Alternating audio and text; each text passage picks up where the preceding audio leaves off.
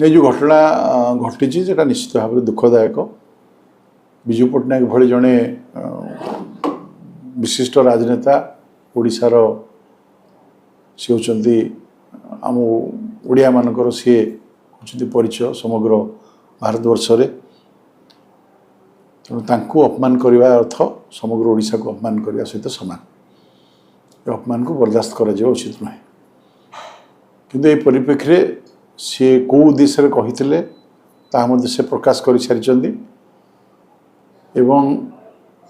से नेहरू और गांधी परिवार को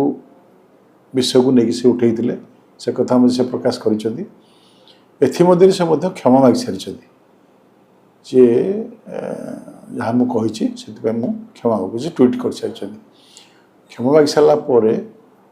ये प्रसंग को आउ पुनर्बार उठेबार किसी आवश्यकता ना मोर व्यक्तिगत मत। सर ये प्रसंग उठेबार उद्देश्य कौन था सेमती किसी आपत्तिजनक जो देखो प्रतिवाद करवा तो निश्चित भाव कथा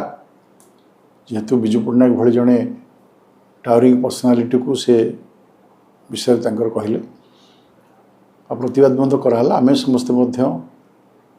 राज्य सरकार विषय स्पष्टीकरण देले एवं अन्य समस्त आम नेता माने कहले दुख प्रकाश कले किंतु ये घटना को लेकिन राजनीति करने उचित नुहे। सर आज सरकार